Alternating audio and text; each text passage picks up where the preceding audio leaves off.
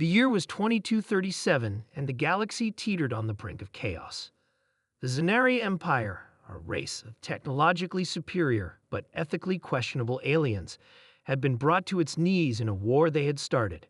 What they hadn't expected was that their opponents, a coalition of smaller species called the Ashri Unity, would fight back with such cunning and determination. But the Unity had its own secret weapon, humanity.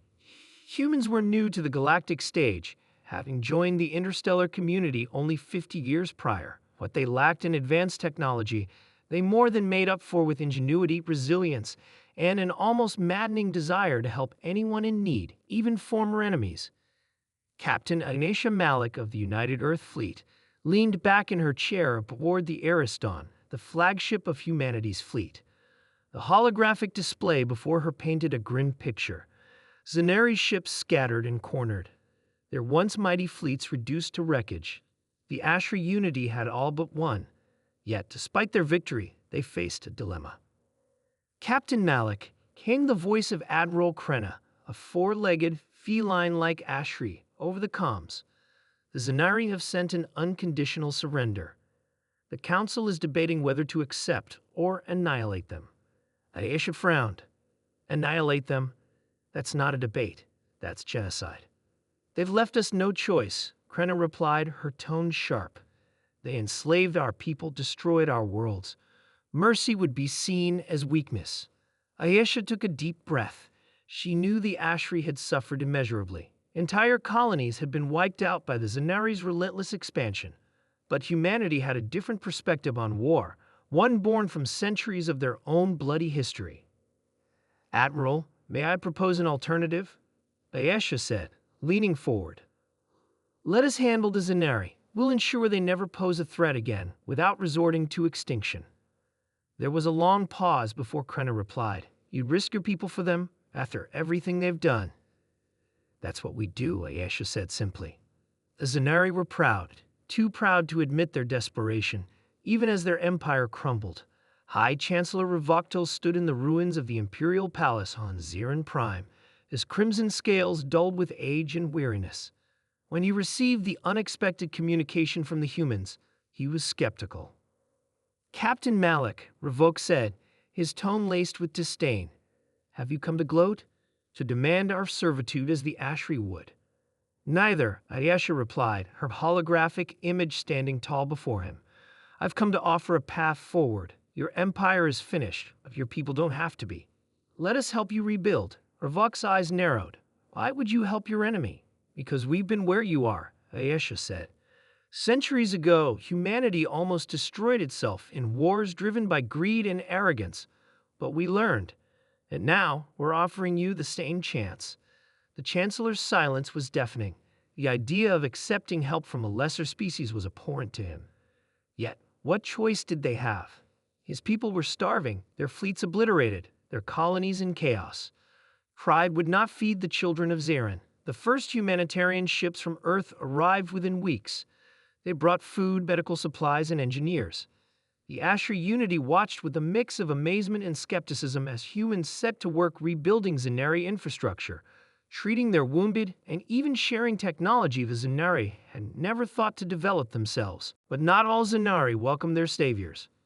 Resistance movements sprang up, accusing Ravok of betraying their heritage. Captain Malik and her crew found themselves walking a fine line, defending their efforts without escalating violence. One such incident occurred in the city of Kish Shartal, where human engineers were repairing a critical water purification system. A mob of Zanari militants stormed the facility, demanding the humans leave. This is our land, our work. We will not be humiliated by primitives. Their leader, a fiery young Zanari named Draktal, shouted. Aisha stepped forward, unarmed, her hands raised. We're not here to humiliate you, she said calmly. We're here because your people need clean water. Help us. This can be yours again. Draktal hesitated. His people murmured behind him. The humans' actions were confusing, their motives unclear. But Aisha's sincerity was undeniable. Very well, he said grudgingly, but we'll be watching.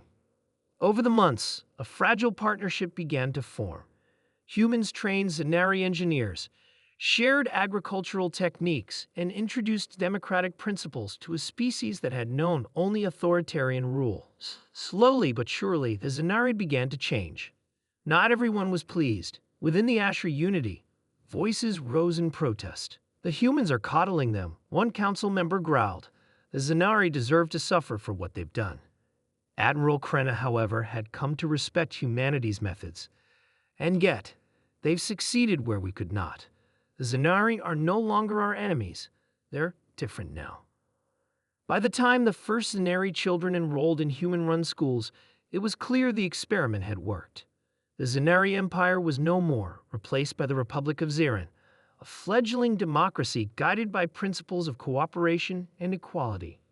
On the day of the Republic's inauguration, High Chancellor Revok stood beside Captain Malik. His once proud frame was bent with age, but his voice carried a newfound humility. "We owe our survival to humanity," he said, addressing a crowd of millions. "They taught us that strength lies not in domination, but in unity. Let us honor their gift by ensuring we never repeat our past mistakes." As the crowd erupted in applause, Aisha couldn't help but smile. Humanity's gamble had paid off. In helping their enemies, they had forged allies. And in doing so, they had proven that sometimes the greatest victories aren't won on the battlefield, but in the hearts of those who once opposed you. Years later, as the Zanari and humans co-hosted their first interstellar peace summit, Ayesha reflected on the journey that had brought them there. Humanity's place among the stars was no longer in question. They were not conquerors, nor were they victims. They were builders, and a galaxy was better for it.